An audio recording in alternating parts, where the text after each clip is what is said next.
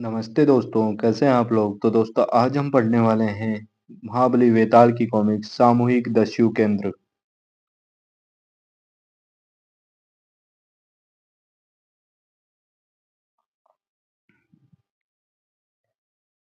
सामूहिक दस्यु केंद्र। जिमी अपनी दुकान के लिए माल खरीदने को जंगल से शहर गया। माल खरीद लाए जिमी? नहीं, प्यास लगी सो यहाँ चला आया। लंबा रास्ता, गर्मी है। ओ जिमी, जंगल में सब कुछ कुशल मंगल? ठीक ही है पीटर्स, मेरा माल तैयार है। तैयार है? बिल्कुल, यह रहा सब कुछ। और यह इसका बिल। ओ हो रही, यह क्या बात? माल वही जो हर महीने लेता हूँ, लेकिन दाम दुगने। इतने दाम नहीं दूंगा, इतना तो जंगल वाले से भी दुगनी कीमत लेनी पड़ेगी। खेद है जिमी। देखो जी, कोई जबरदस्ती नहीं है, यहीं से लो। इतने ही दाम लगेंगे यहाँ? पीटर्स, जरा तो सोचो, परसों से मैं तुमसे माल ले रहा हूँ। मोल चुकाओ या रास्ता नापो। अच्छा, दुकान के लिए माल तो लेना ही पड़ेगा।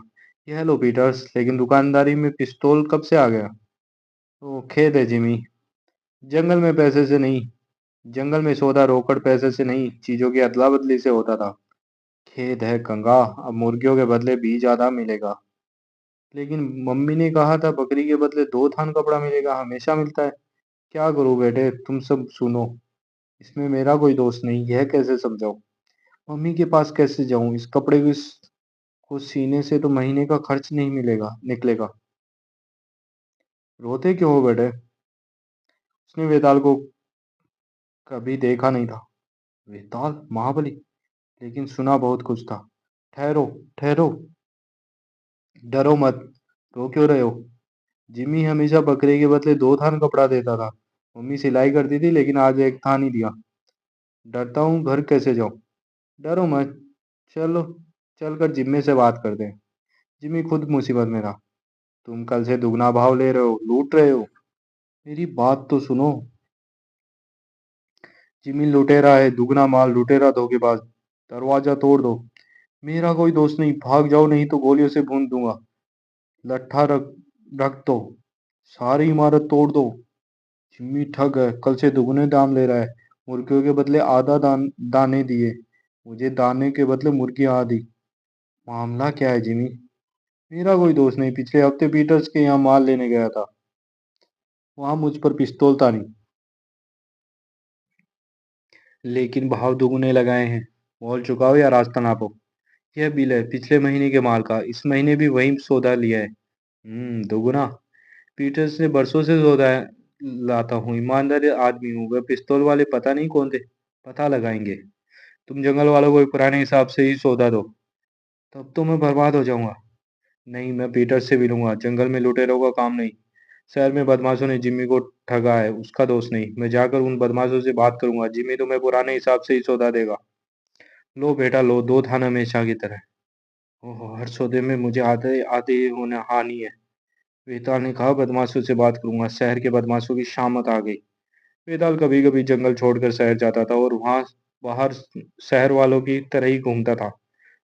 तो वह फिर शहर पहुंचा। एक और आया। यह भी फंसा। हाँ, मैं हूँ पीटर्स। मैं जंगल के दुकानदार जिम्मी का मित्र हूँ। ये बिल लाया हूँ, इस बार तुमने पिछले महीने से दुगना दाम लगाया।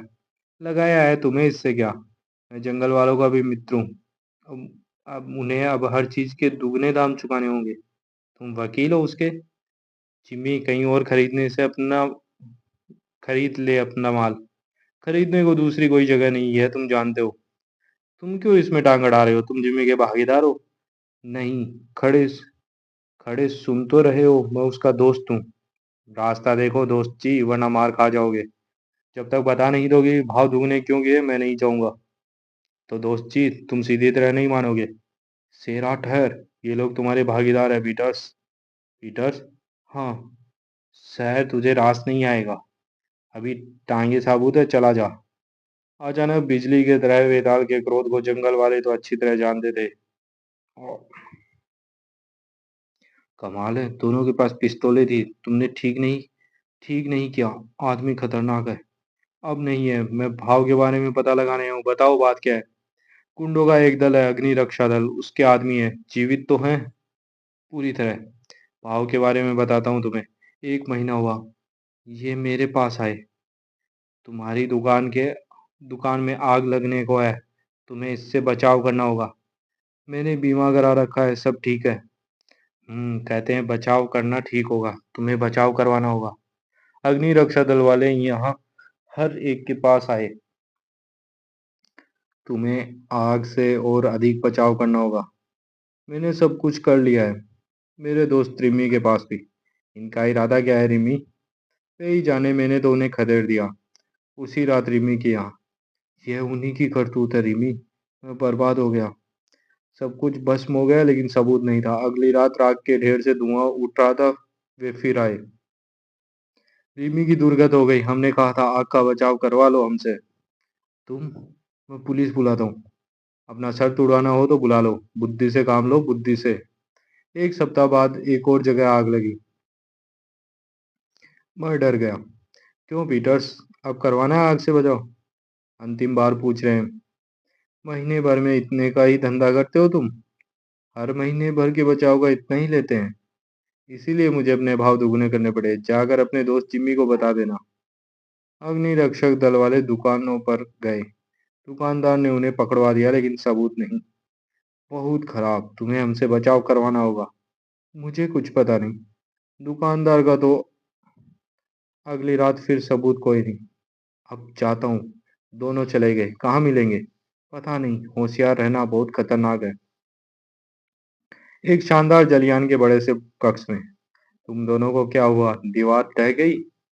एक उजदू मिला था पीटर्स के यहाँ। तुम्हारे जबड़े पर निशान कैसा? खोपड़ी का? तुम्हारे भी?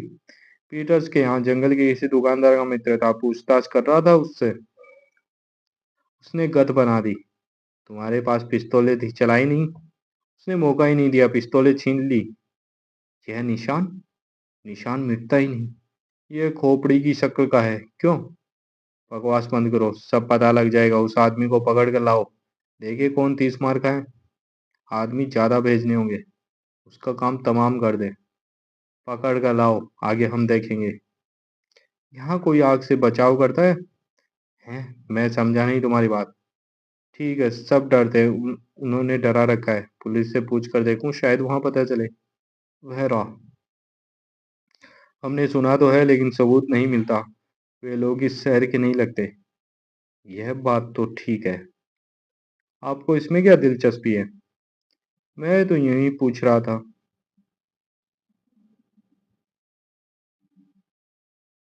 बदमाशों ने इंतजाम पक्का किया है। सवाल यह है सेरा अब कि उनका अड्डा कहाँ है और मुखिया कौन है। शाबाश सेरा। वेताल के फौलादी घूंसे बरसने लगे। चारों के सामने एक लेकिन ठनी जोरों से।